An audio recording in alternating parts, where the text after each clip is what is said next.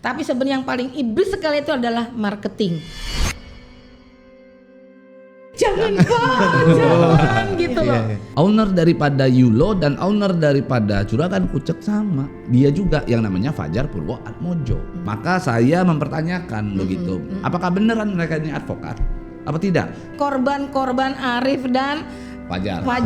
Nah, ya pasti yang minta maaf dan mulai ya untungnya istri juga mensupport untuk kita dari awal lagi gitu misalkan ya untuk ya itu ada sedikit dana pendidikan untuk anak yang mungkin saya pikir tadinya bisa berkembang untuk anak sekolah lebih baik lagi gitu ya. Ya saya jadi sekarang kan tertunda untuk mesti ngulang lagi gitu sih. Karena korbannya sudah terlalu banyak, sudah dipastikan ini merugikan kita semua. Saya kira Bapak Presiden bisa memperhatikan persoalan tersebut, memperhatikan bagaimana nasib para korban. Ini hanya sebagian korban yang hari ini kita hadirkan mungkin cuman 0, sekian persen.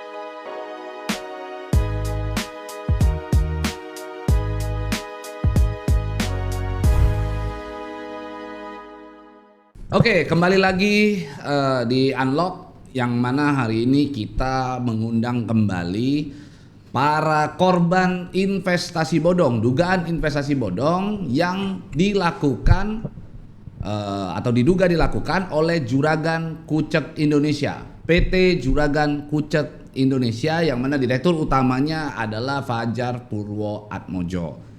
Yang mana perusahaan tersebut atau entitas tersebut menawarkan para korbannya untuk melakukan investasi kerjasama dalam membuka outlet laundry, tetapi laundrynya tidak kunjung dibuka sehingga kami duga di sana jelas ada peristiwa pidana. Sehingga hari ini saya mengundang para korban spesial di studio Unlock. Di samping kanan saya ada Bu Mei ya, yang mana Bu Mei ini kemarin katanya mau ngambil ginjalnya Fajar katanya. Ya, betul ya. Ya, jangan itu pidana Bu.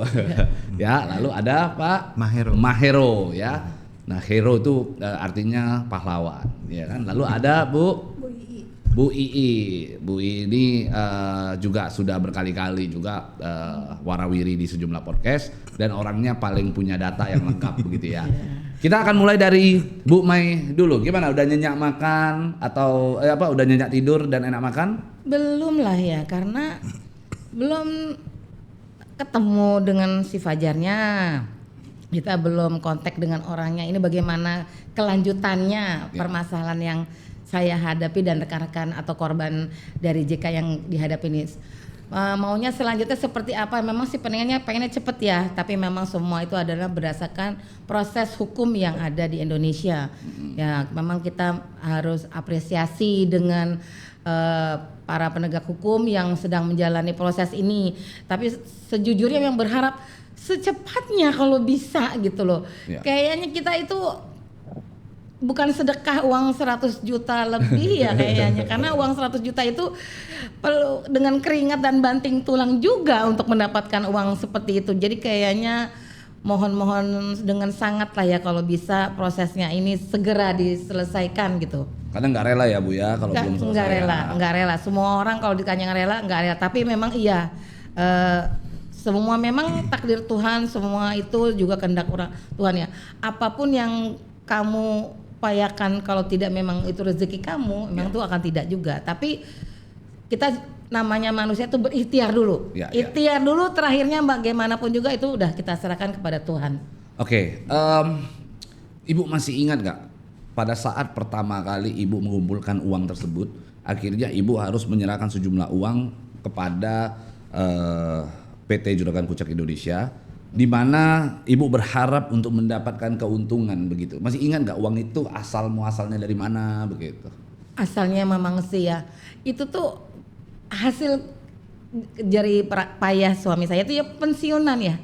Uang pensiunan dari suami. Nah kemudian suami nggak punya keahlian khusus untuk apa gitu. Nah terus kemudian saya lihat di Instagram kok ada usaha laundry ini dengan autopilot, dan memang kita nggak paham dengan perlaundryan ini.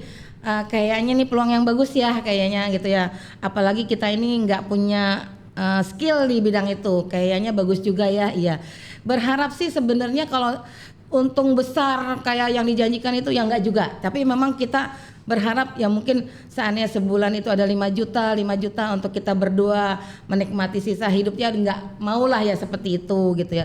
Tapi ternyata ya ini dia yang kata orang-orang bilang usaha tidak membohongi hasil, ternyata usaha saya kena tipu. Itu yang pahitnya sekali gitu, karena itu uang pesangon suami saya, pensiunan. Kita ini udah pensiunan, udah nggak bisa menghasilkan uang. Dari itu terus ditipu, kayaknya gimana ya? Kayaknya semua korban kayaknya kalau diketemukan yang banyak itu ya mungkin semuanya juga marah ya. Pensiunan apa Bu Sobi? Kalau suami saya kan dari PT Ajinomoto, pensiunannya beliau itu sebenarnya udah 2 tahun yang lalu gitu kan, tapi masih diperpanjang. Nah tapi sebelum pensiun banget lah saya udah daftar dulu. Maksud saya nanti ini udah berjalan, baru suami saya masih kerja, pensiun ini udah usaha berjalan. Ya, dan mengumpulkan uang itu tidak mudah. Tidak mudah, ya itu karena dari istilahnya pensiunan dari suami saya gitu. Oke, tapi Ibu sendiri kalau diingat-ingat ya, coba Ibu kembali lagi ingat-ingat. Ketika Ibu menyerahkan uang tersebut, suami dari awal tahu? Ya memang kita bicarakan ya, karena kan uang itu uang dari suami, jumlahnya juga ikutan besar gitu ya. Jadi saya bicarakan ini ada ini bagus enggak? Oh iya ya. Nah tuh saya jelaskin kayaknya begini. Ayo kita ke kantornya dulu lah sebelum kita iya atau tidak ikutnya itu kita ketemu dulu dengan salesnya nih, namanya si Ibnu dengan si Sangga. Nah, dia itu yang menjelaskan begini. Tadinya saya tidak tertarik. Tapi setelah dia bilang ini Bu, nanti Ibu akan dapatkan mesin ini yang baru seperti ini. Oh berarti itu nanti yang saya bayarkan, barang-barang yang saya terima itu adalah punya saya. Oh ya paham, ini gini nanti pembagian hasil Ibu di rumah aja, bisa mengontrol dari rumah, bisa mengontrol dari HP. Oh begitu ya Pak, iya ini sistem pembagiannya 70-30. Oh bagus juga kayaknya nih, karena kita kurang paham di bidang laundry itu, kayaknya ini baguslah untuk kita yang tidak punya skill apapun gitu. Karena bisa menyediakan laundry itu untuk kehidupan orang sehari-hari. Iya betul, dan emang saya juga kehidupan saya emang saya ngelondri gitu loh, karena saya setiap minggu yang ngelondri gitu. Terus yang anehnya ini dari perusahaan laundry ini menawarkan tempat yang jauh-jauh. Saya bilang gini, ya enggak juga lah Mas, kan rumah saya di sini, masa saya laundrynya di sana? Nah sedangkan saya juga ngelondri di sini, masa saya mesti ngelondrinya di sana? Sedang saya punya perusahaan laundry. Oh gitu ya Bu, Ibu maunya yang dekat rumah? Iya, saya mau dekat yang rumah gitu. Ya tapi sampai waktu yang ditentukan yang harusnya open itunya tidak juga buka, dan ya sudah terlanjur seperti ini gitu, orangnya sudah tidak ada. Dan suami juga sangat berharap ini bisa dibuka. Ya betul, sama-sama sangat berharap sekali. Oke, sekarang kita ke Pak Mahero dulu ya. Kalau tadi Bu Mei bicara soal bahwa dia ini adalah uang pensiun. Kalau Pak Mahero ini uang asalnya dari mana? Apalagi Pak Mahero sekarang sebagai karyawan swasta ya. Karyawan swasta saya. Iya, gini Bang. Jadi mungkin saya cerita dulu ya. Jadi memang saya karyawan swasta biasa gitu ya. Istri tidak bekerja gitu ya. Jadi memang kami mengumpulkan gitu, tujuannya memang rencananya untuk ya istri ada yang diperhatiin lah ya gitu ya, ada penghasilan tambahan dari istri gitu. Nah cuman kita nabung demi nabung ya, memang kita juga mencarinya juga nggak langsung main taruh duit gitu ya, karena kita juga melihat dulu gitu, kita googling dulu, dan selama kita googling itu sebenarnya kita dapatkan sih so far aman-aman aja. Tapi gitu ya, entah saya nggak tahu gimana, sekitar bulan November saya mulai mencari ketemu JK, lalu ketemu salesnya nama Nur Habibah, dibawa juga nanti ke kantornya yang cukup meyakinkan di Sudirman, ya dengan Bu Maula juga dipresentasikan produknya semuanya, kantornya kelihatan normal semua gitu, ada karyawannya semua, bahkan ada foto-foto juga gitu ya. Lalu kita akhirnya berani memutuskan untuk coba untuk taruh duit di situ, ya kan. Nah ketika kita setelah taruh bahkan kita juga sampai ada meeting juga dengan orang legal yang bernama Bobby. Kenapa saya sampai meeting dengan orang legalnya? Karena saya membahas kontraknya. Karena saya merasa di kontraknya ada yang mungkin bukan janggal ya, mungkin ya nggak umum aja sih gitu kan ya. Ya kan kayak kita nggak boleh menyentuh dari sisi karyawannya, apanya kita nggak menyentuh. Saya minta harga pokok barangnya juga dia nggak mau kasih. Ya, karena gitu dia kan menjualnya autopilot tadi ya. Karena dia menjual autopilot tadi, betul, itu menjual autopilot. Cuman kan saya rasa kita berhak untuk tahu harga per itemnya yang modalnya berapa ya gitu kan, itu juga nggak dikasih tahu. Masukan harusnya kita juga masukannya tahu, gitu kan. Bahkan kita sempat ada satu setelah saya pembayaran pas mau tanda kontrak kita ada ketemu dengan Bu Maulanya tetap, Bu Habibah tetap, dengan Pak Wawannya juga ketemu. Karena saya mempertanyakan mekanismenya karena beliau waktu itu adalah manajer operasional gitu. Nah, itu di sekitar bulan November. Bulan Desember rame lah. Saya baru sebulan tuh. Bahkan saya belum sempat apa-apa, belum sempat mau GO pun gitu, masih jauh dari GO gitu. Nah itu udah ketemu, ya untung ketemu teman-teman, nggak untungnya ya kenapa ini terjadi gitu kan di saya gitu. Gitu bahkan belum mendapatkan apa-apa gitu kan. Bahkan dari situ ketemu teman-teman, ya udah kami akhirnya ya saya sudah ya inilah sampai di sini akhirnya. Saya sih memang berharap ya itu bukan uang kecil juga buat saya ya gitu kan ya. Saya nabung juga gitu kan untuk itu, untuk istri juga cukup sedih untuk itu kan, merasa kok dia tujuannya baik gitu ya untuk keluarga tapi seperti itu. Oke. Gitu. Kalau kita coba flashback lagi, mungkin banyak orang yang belum paham begitu. Sebenarnya skema yang ditawarkan oleh Juragan Kucek ke Pak Mahero dan kawan-kawan itu seperti apa? Iya, secara skema sama gini. Memang ketertarikannya itu adalah karena dia autopilot gitu. Ya, autopilot. Karena mungkin kita juga mau mencoba kalau usaha sendiri juga nggak gampang gitu ya. Jadi kita mencari yang alternatif mungkin autopilot, ya kan. Dengan pembagian yang cukup menarik gitu ya. Ya pertama awalnya dia menawarkan 60-40 dan kita bilang masa 60-40 sih, coba dong gitu kan, kita 70-30 gitu kan. Ternyata dia memberikan gitu ya. Terus dari skema apa paket yang diberikan, dia memberikan potongan-potongan gitu ya sampai 20 juta. Terus dapat promo juga seperti misalkan kayak dapat 1 mesin tambahan gitu kan. Nah itu kan sangat-sangat menarik ya buat kita gitu ya. Nah itulah jadi mengapa kita juga pikir dan laundry itu kan saya kira bukan bisnis yang sepi harusnya ya. Dimana-mana sama laundry itu semua orang butuh untuk laundry gitu, apalagi di area-area tertentu. Cuma memang jujur saya tidak sampai untuk harus di dekat saya gitu. Yang saya cari adalah pokoknya yang penting area yang memang spot untuk memang cocok gitu ya. Dan bisa menghasilkan. Gitu ya. Bisa menghasilkan sehingga ya udah saya waktu itu dikasih pilihan 3 tempat kalau nggak salah, saya pilih salah satunya gitu ya.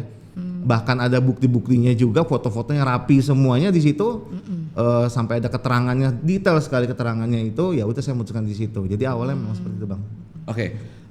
Ketika akhirnya tidak kunjung dibuka, tapi Pak Mahero sendiri sudah pernah berkomunikasi lagi, menanyakan bagaimana kok punya saya nggak dibuka gitu. Nah ketika saya bertemu dengan teman-teman korban ya yang begitu warawiri di sosial media itu, saya mencoba mengkontak terus sebenarnya. Disitulah mulai terlihat bahwa kok tidak ada respon gitu ya.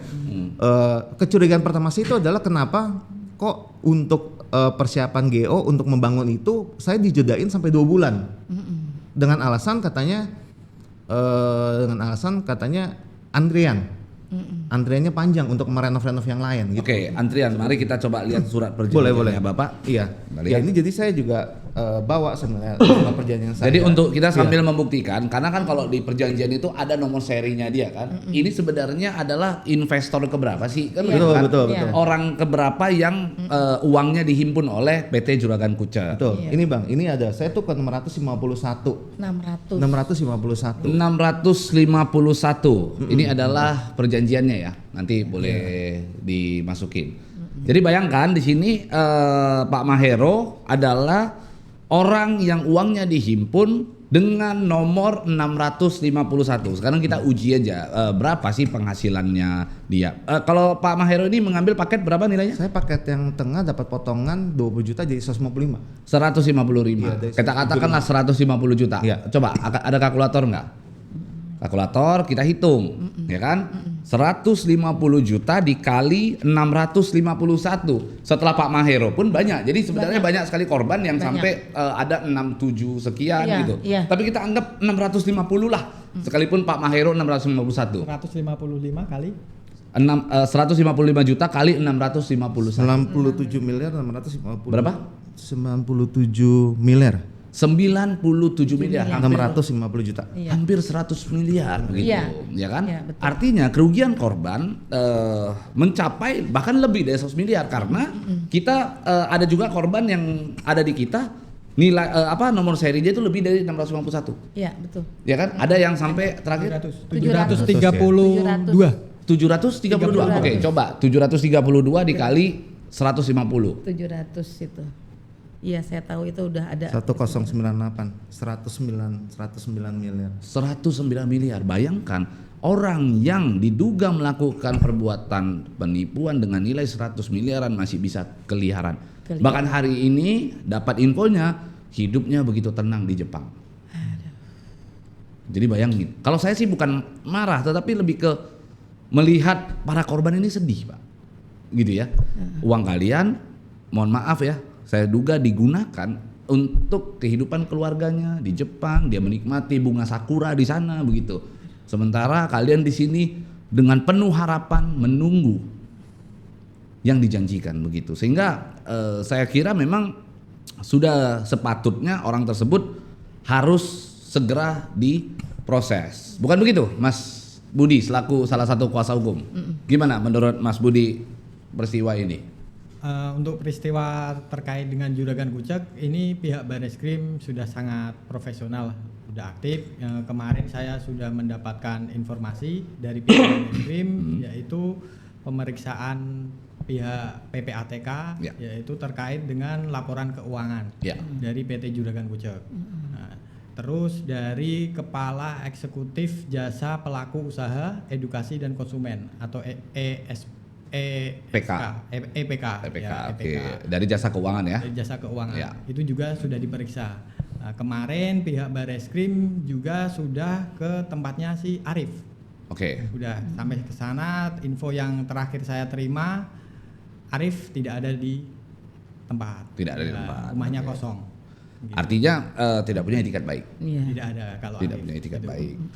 Lalu apa selanjutnya kira-kira langkah-langkah dari pihak kuasa hukum dan dari pihak kepolisian? Langkah-langkah dari saya dan pihak kepolisian kan ini saya yakini peristiwa pidana jelas ada. Sudah yakin ya Sudah bahwa yakin ini peristiwa pidananya ada gitu ya? Ada. Tinggal kita menunggu secepatnya kapan ditetapkan sebagai TSK-nya. Ya. Itu. Ya betul. Jadi memang gue sebagai seorang praktisi hukum juga menjadi salah satu kuasa hukum di sini. Ini udah jelas pidana. Jadi jangan lagi pakuannya terhadap surat perjanjian tersebut. Surat perjanjian tersebut kalau sudah dilaksanakan, ya kan sudah dilaksanakan, ya itu bisa kita katakan sebagai satu unsur keperdataan. Tetapi perjanjian ini tidak ada satupun yang dilaksanakan. Bahkan diduga surat perjanjian tersebutlah yang digunakan sebagai bagian daripada rangkaian kebohongan. Ada rangkaian kebohongan di dalam ini dan kita sudah cek juga diduga bahwa PT Juragan Kucek Indonesia ini tidak memiliki izin waralaba. Sehingga ini akan menjadi persoalan yang cukup cukup memantik persoalan hukum di Indonesia begitu. Nah sekarang kita coba ke Mbak Ii begitu ya. Kalau Mbak Ii ini adalah orang yang paling banyak data katanya. Ya kan? Tapi sebelumnya saya mau nanya dulu serinya Mbak Ii berapa nih nomornya? Untuk saya kebetulan lebih dulu dari Bapak ya. Saya nomor 453 di sini. Itu tahun berapa?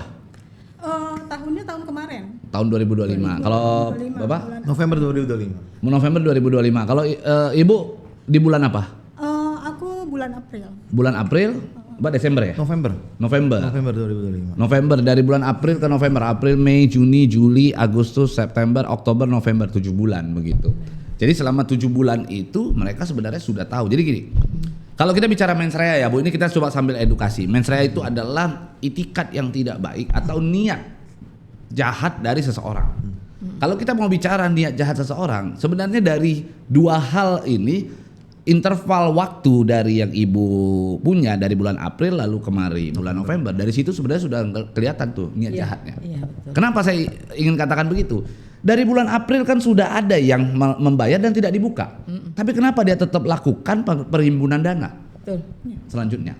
Berarti memang ini orang sejak awal menskemakan, saya duga menskemakan sistem ini begitu ya, membuat modus seperti ini untuk menghimpun uang masyarakat. Betul.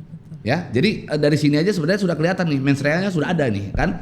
Kalau dia sudah buka bulan kalau dia sudah buka bulan April lalu ke sini korbannya cuma ini mungkin oke. Bisa dikatakan miss di sini.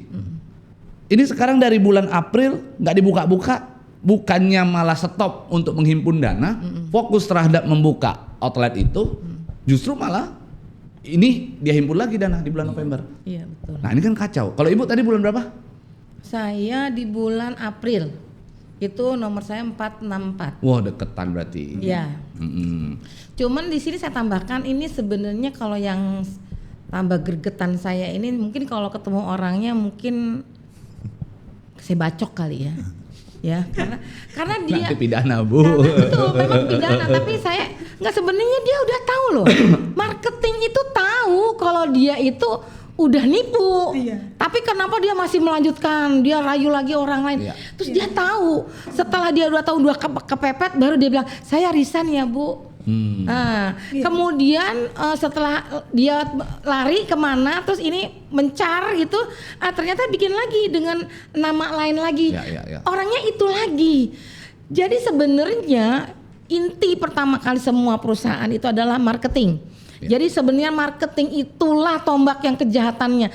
Kalian udah tahu itu nipu, tapi masih terus merekrut orang untuk jadi korban berikutnya. Ya, Itu jadi yang nggak marketingnya juga tidak akan mungkin Nggak lepas tanggung sanggup. jawab, dia tetap harus ikut. Itu yang sangat luar biasanya itu iya. Seandainya dia punya otak yang taruh di sini, Tuhan kasih di sini, dia udah tahu ini, aduh kayaknya nggak bagus nih ya. Udah deh saya stop dulu ya, atau bagaimana, jangan dilanjutkan lagi karena ini menyangkut nanti gini loh. Kalau kita makan nasi itu cuma sepiring ya, nggak mungkin kita makan langsung sekarung nasi atau misalnya telur langsung 10-30, enggak. Manusia tuh makan nasi itu cuma sepiring ya kan. Tapi kamu bayangin nggak kalau seandainya yang kamu makan itu tuh sebenarnya tuh belatung gitu loh. Ya.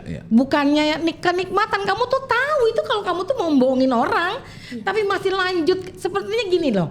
Waktu saya datang, Pak Heru tuh datang. Pak Heru tuh datang. Sebentar ya Bu, saya menemui klien. Menemui siapa Pak? Klien. Emang kita bukan klien. Sebentar, sebenarnya dia yang datang, tapi saya nggak dipertemukan Oh, dengan berarti ketemu? beliau. Enggak, saya nggak ketemu. Jadi masuknya dia dimasukin ke dalam ruangan terus ditutup, saya di ruangan berikutnya. Oh, nggak sengaja.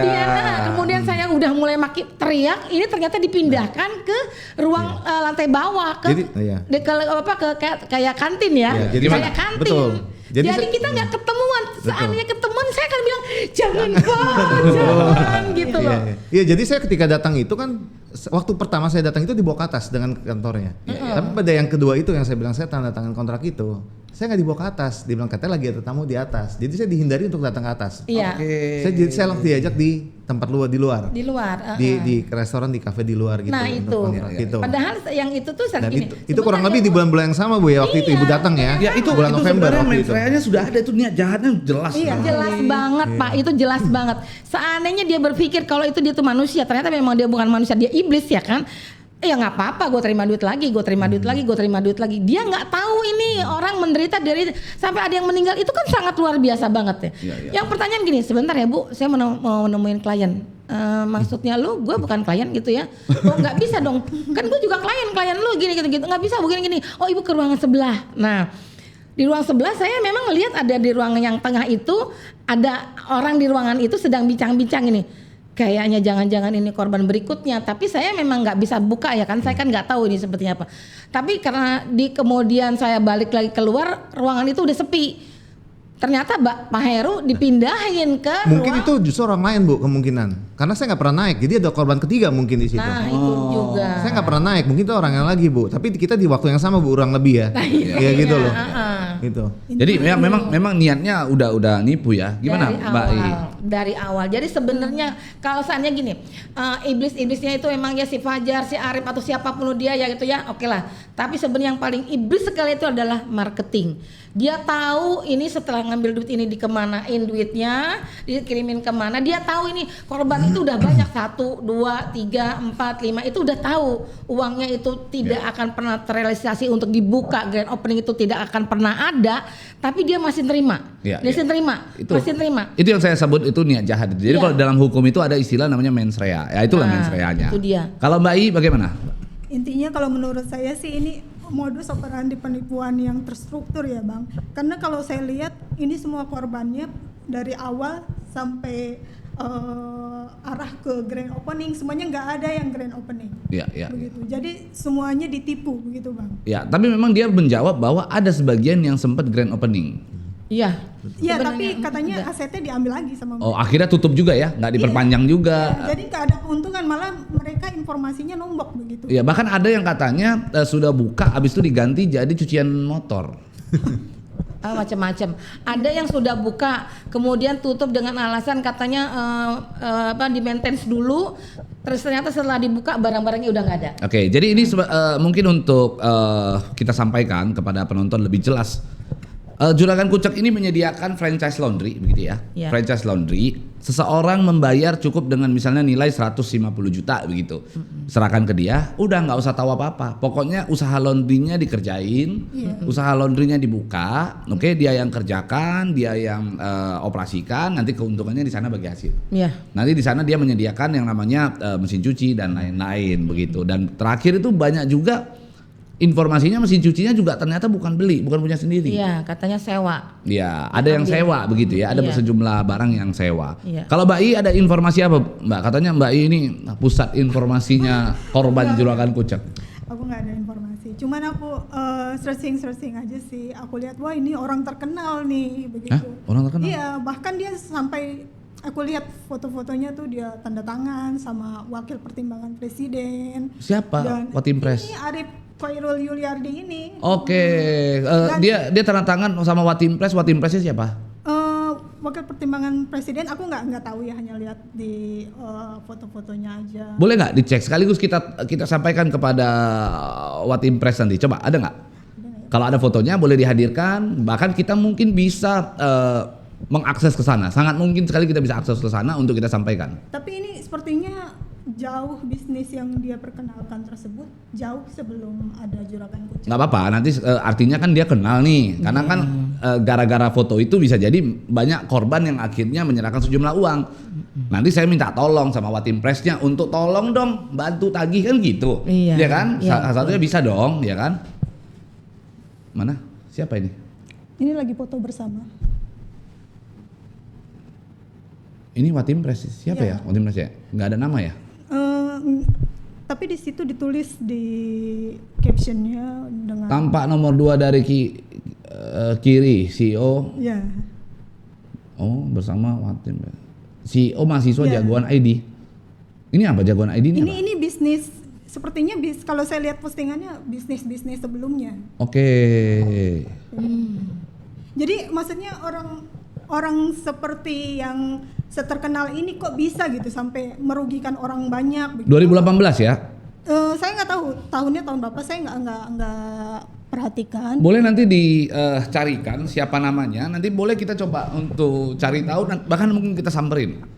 Kalau di sini sih saya hanya lihat foto-fotonya. Ya makanya jangan sampai kita ketahui bahwa ada misalnya Watim Pres yang akhirnya ternyata salah bergaul, ya kan, bergaul dengan orang yang ternyata diduga melakukan perbuatan tersebut yang merugikan banyak orang. Mohon maaf, diduga melakukan satu tindak pidana penipuan, kan begitu. Yang mana sangat berpotensi nama-nama para pejabat digunakan sama dia untuk mengeruk banyak uang, kan Yang begitu. dikhawatirkan seperti itu. Nah, apalagi informasi yang kira-kira Mbak dengar? Itu aja sih. Padahal sebelumnya banyak banget yang disampaikan. Banyak ini dia. Ya, jadi kemarin tuh kita juga habis di sini podcast dengan korban You Laundry Online, Yuk, laundry online. Yulo. Ternyata setelah kami cek, ownernya sama. Iya. Owner daripada Yulo dan owner daripada Juragan Kucek sama. Dia juga yang namanya Fajar Purwo Atmojo. Nah, itu lebih membuat kita itu bagaikan petir di siang bolong begitu kan? Kok orang yang sudah gagal membuat perusahaan yang seperti ini begitu, niatnya untuk membuka itu apa gitu loh? Apakah membuat skema baru? Iya. Karena memang beda. Kalau ini kan sistemnya adalah orang membayar, gitu ya, membayar dapatnya satu outlet.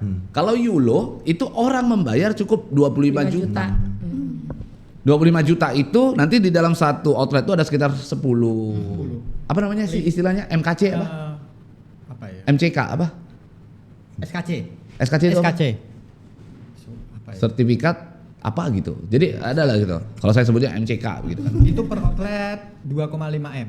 Oke, per outlet 2,5 M. Jadi 25 juta satu orang begitu. Minimal 25 juta per orang. Jadi itulah nanti mereka bareng-bareng sama sama para ini mitra gitu lalu buka. Dan ternyata tutup juga.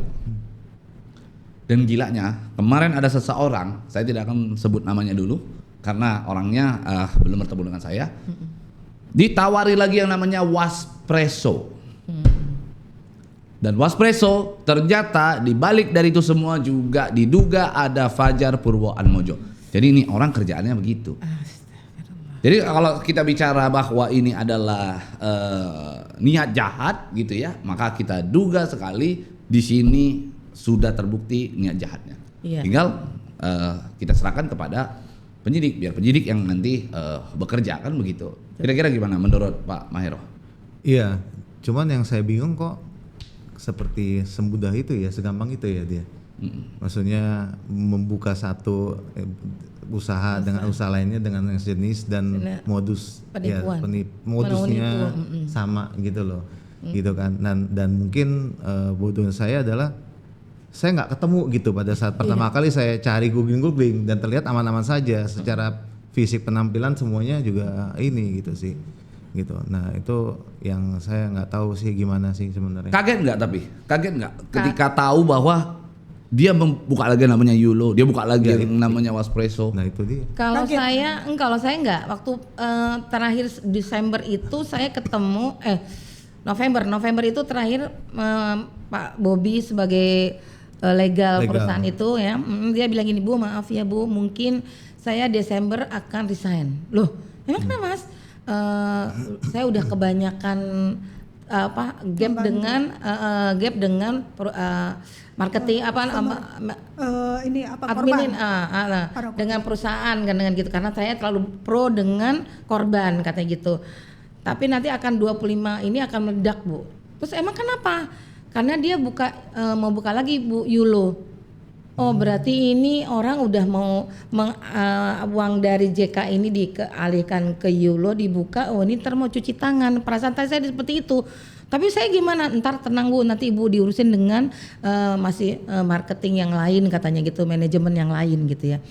Tapi di situ udah dibicarakan bahwa nanti akan ada namanya Yulo. Oke. Seandainya dia itu manusia juga gitu ya, ternyata juga bukan manusia kan, dia buka lagi nih orang yang dari JK ini ke Yulo. Ya kan? Makanya tadi saya mau nanya, Bobi Andaru itu Ibu tahu nggak kalau sekarang itu kalau pada saat itu dia habis pindah dari JK, berhenti dari JK, dia pindah ke Yulo? Saya tidak tahu apakah si Bobi itu pindah ke Yulo atau tidak, karena dia bilang gini, nanti saya buka yang lain Bu. Oke, ternyata ada di bulan kemarin itu buka yang baru lagi.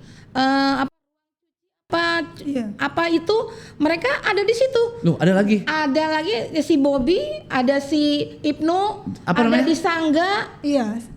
Jadi orang-orangnya itu orang-orang yang sama Bang. Jadi pindah lagi, dia buat lagi yang baru. Saya nggak kurang. Itu punya siapa? Aku nggak tahu itu punya siapa, tapi yang jelas orang-orangnya orang-orang yang sama juga. Nah, di You Laundry online, Bobi Andaru juga ada di You Laundry online. Bobi Andaru ada, Oke. juga ada. Dan Julian juga ada. Jadi kemarin tuh kita kaget ya. Ternyata setelah Bobi begitu sempat ke Yulo begitu, nggak lama si Juliannya juga ada di Yulo. Kan dia sempat mundur dari JK tuh, Julian. Habis itu dia juga ada di Yulo. Itu. Dan dia juga membuat skema yang sama, membuat surat pernyataan kepada korban-korban. Sehingga saya lihat gitu ya, saya duga keras orang-orang ini yang katanya Bobi, yang katanya Julian, yang katanya adalah advokat juga ya, orang legal orang legal. Maka saya mempertanyakan begitu, apakah beneran mereka ini advokat? Apa tidak? Saya sedang mencari tahu gitu ya, mereka ada di organisasi advokat mana, nanti kami akan adukan peristiwa ini kepada organisasi advokat ya. Iya, seperti komplotan Bang. Iya. Mungkin ya, dugaannya seperti itu ya. Soalnya kalau saya, bukan hanya saya ya, dari yang saya dengar sampai yang saya alami semuanya modusnya sama.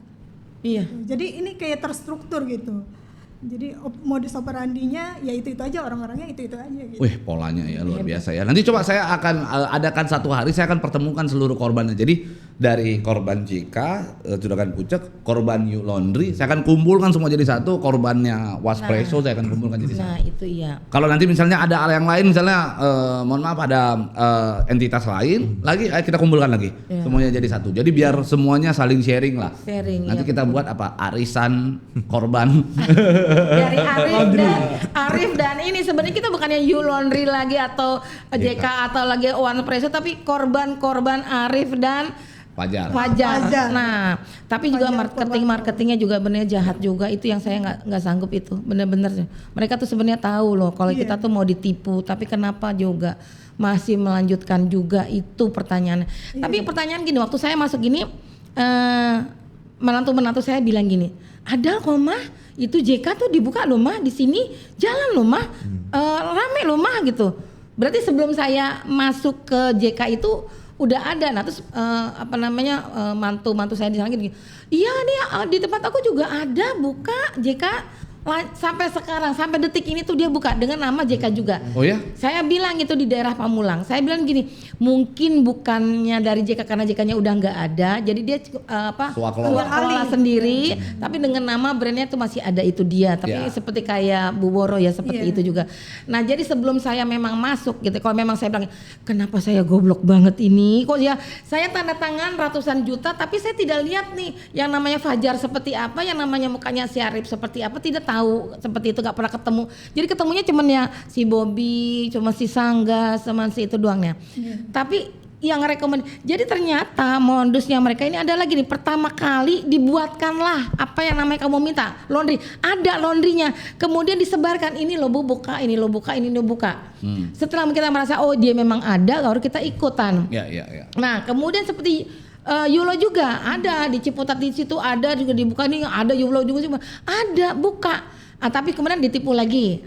Jadi memang awalannya itu dia tuh menyediakan, membukakan, mengadakan untuk contoh ini loh ada barangnya supaya orang percaya. Setelah banyak habis kita ditipu dia. Karena orang Indonesia sangat baik sekali. Iya. Terus sekarang kan saatnya intinya sudah beginilah ya, sudah akhirnya kejadiannya kalian diduga tertipu, akhirnya kalian mengalami kerugian. Di dalam pikiran kalian ada nggak misalnya ini kalau uang nggak kembali, misalnya ya, kalau dia ternyata tetap tidak punya itikat baik, tidak mau membayar, mengembalikan, bagaimana caranya kita mengembalikan uang itu agar keluarga tidak marah gitu loh sama kalian, atau mungkin agar terpenuhi lah gitu. Kalau saya memang ya kita namanya, apalagi bukan uang pensiun kan? Iya udah pensiun memang. Saya juga bilang sama suami, saya minta maaf sama suami kalau seandainya uang yang jeripayah dia pensiunnya itu terpaksa ditipu orang ya. Dengan kebodohan saya juga tidak tahu kalau seandainya memang kita mau jadi kena tipu. Ini kan semua manusia tidak akan tahu kalau kita mau sial. Kalau mau sial kita juga nggak ada yang mau. Pertanyaannya seperti itu ya kan? Ya sudah, memang kalau seandainya memang uang yang nggak balik, ya tapi kan kita masih mengupayakan ya, bahkan kita masih berikhtiar, berusaha. Selebihnya itu adalah ketentuan Tuhan. Mau dikasih, mau dibalikin atau enggak, atau itu semua terserah Tuhan. Karena tapi kalau tidak dibalikin ya intinya proses hukum harus sampai ujung Bu ya, sampai harus ujung, adil sampai ya. Selesai. Kasihan korban-korbannya itu yang berharap sekali dengan uang itu ya kan. Tapi dengar dari beritanya itu mereka foya-foya itu kayaknya nggak terima sekali ya, nggak terima sekali saya. Gimana Pak Maero? Iya kalau saya ya karena itu saya ngumpulin ya, bagaimanapun itu juga ada sedikit bagian juga uang untuk pendidikan anak juga yang saya taruh di situ gitu ya. Terus udah gitu ada sedikit ya, mungkin ada sedikit trauma ketika kita ngeliat laundry atau misalkan mau coba lagi ngasih, berani ngasih gitu ya, kita harus ngumpulin dari awal gitu kan ya. Nah ya memang kita bagaimanapun juga semua nggak ada yang rela ya, itu bukan uang kecil buat kita seperti itu. Dan ya harapannya sih memang ini harus terus ya, secara hukum harus terus diproses ya. Cuman memang harapannya ya kalau bisa uang kita sih tetap kembali ya, karena itu bagian dari uang keluarga untuk pendidikan anak juga sih gitu kan. Iya. Sehingga kalau nanti misalnya ya mentok-mentok artinya dia mengaku dia sudah tidak punya apa-apa misalnya kan gitu kan. Bagaimana Bapak harus menghadapi keluarga, istri yang mengharap uang tersebut bisa kembali? Iya, iya pasti ya minta maaf dan mulai ya untungnya istri juga mensupport untuk kita dari awal lagi gitu misalkan ya untuk mau coba nabung lagi gitu. Tapi kalau diingat-ingat sedih ya. Pahit. Ya bukan uang kecil buat kita masalahnya itu. Itu bukan uang kecil. Dan yang saya sedih sih sebenarnya karena ya itu ada sedikit dana pendidikan untuk anak yang mungkin saya pikir tadinya bisa berkembang untuk anak sekolah lebih baik lagi gitu ya. Ya, Ya, nggak bisa. saya jadi sekarang kan tertunda untuk mesti ngulang lagi gitu Ya, itu ya, sih. ya, Itu. ya, ya. Tapi anak-anak masih kecil-kecil ya. Masih kecil-kecil. Iya. Berharap Cuma persiapan. uang tersebut bisa untuk uang Ya, pendidikan. untuk pendidikan yang lebih tinggi yang lebih bagus lah. Dan Pak Mahero ini orang IT ya. Iya, saya orang IT. Kemarin Yulo juga orang IT ya. Iya. Orang IT juga ya. Iya. Juga sama ketipu. Jadi memang orang IT sekarang gampang nipunya. Iya. Nipuin orang IT itu gampang. Iya. Tawarin aja loan fee selesai dia. Iya. Ternyata Kalau- dia enak ya. Kalau Mbak Ii Saya harapannya sama semua seperti semua korban ya. Uang kita bisa dikembalikan dan saya berterima kasih kepada kepolisian yang terhormat di Bareskrim karena sejauh ini sudah membantu kita semua dan harapan kita mereka segera ditangkap untuk mempertanggungjawabkan dan mengembalikan uang kita semua. Karena korbannya sudah terlalu banyak, sudah dipastikan ini merugikan kita semua. Apalagi saat ini Indonesia sedang mengalami krisis ekonomi dan kita semua ini sedang mencoba untuk berwirausaha ya, membantu pemerintah mengadakan lapangan pekerjaan. Jadi kita juga memintalah tolong kepada pemerintah ini menjadi perhatian khusus ya, agar semuanya dapat terselesaikan, uang kita kembali dan kita semua dapat membantu keluarga kita. Oke. Gimana Mas Bud sebagai kuasa hukum, apa kira-kira langkah berikutnya yang akan dilakukan dan apakah dalam waktu dekat akan ada surprise? Mungkin dalam waktu dekat ini tetap saya follow up terus dari saya ke pihak Bareskrim supaya ditetapkan sebagai TSK para pelaku tindak pidana tersebut, dan saya beri apresiasi kepada penyidik pihak Bareskrim Mabes Polri yang sudah sangat profesional, yang sudah sangat aktif dalam menjalani tugasnya. Oke, terakhir dari saya mungkin begini, yang namanya saat ini saya sepakat tadi Mbak I mengatakan bahwa saat ini dolar sudah sampai 18.000 gitu ya, yang mana ini berpotensi sekali Indonesia mengalami satu krisis atau mungkin resesi dalam waktu dekat, tentunya akan berpengaruh terhadap ekonomi kita begitu. Sehingga saya dalam hal ini mungkin ingin menyampaikan agar Bapak Presiden memperhatikan juga persoalan tersebut begitu ya. Karena ini langsung loh kepada rakyat begitu. Mereka benar-benar dari keringat mencari makan, tidak sama seperti kepala MBG yang kepala BGN yang baru saja hari ini kita tahu beberapa hari yang lalu ditangkap, ditahan, gampang banget dapat uangnya begitu ya. Kalau ini benar-benar dari keringatnya mereka sendiri, mereka usaha setetes demi setetes, kalau bahasa kita sehari-hari, kaki di kepala, kepala di kaki untuk mencari sesuap nasi begitu untuk melangsungkan hidupnya begitu. Sehingga saya kira Bapak Presiden bisa memperhatikan persoalan tersebut, memperhatikan bagaimana nasib para korban. Ini hanya sebagian korban yang hari ini kita hadirkan mungkin cuman 0, sekian persen gitu kan. Iya. Jadi ini sangat menjadi akan menjadi presiden buruk ketika orang yang telah berhasil melakukan dugaan tindak pidana penipuan ratusan miliar lalu akhirnya bisa seenak itu menikmati uang itu kan begitu. Harus ada ganjaran yang setimpal. Tetapi saya percaya bahwa Bapak Kapolri bersama dengan jajarannya bekerja dengan maksimal. Kapolri dengan jajarannya pasti bekerja dengan maksimal. Dalam hal ini ada Kabar Eskrim juga, ada Pak Syahar kan begitu. Lalu di sini juga ada Dirtipidexus, ada Bang Ade Sapri Simanjuntak begitu ya. Lalu di sini ada Kanitnya juga, ada Kemas ya begitu, dan seluruh penyidik saya yakin bekerja sangat profesional begitu ya. Kami juga selalu berkoordinasi, kami selalu menyampaikan keluh kesah para korban, sehingga saya yakin nih dalam waktu dekat akan ada sesuatu keputusan yang memuaskan para korban dari penyidik yang sekarang ini laporannya sudah dilayangkan. Begitu ya. Kurang lebih Ya. nanti boleh para korban sampaikan kepada teman-teman, percayakan semuanya kepada Bapak Kapolri dan jajarannya, pasti perkara tersebut akan menemukan jalan keadilan. Kurang lebih itu aja dari kita Unlock. Terima kasih telah menyaksikan Unlock.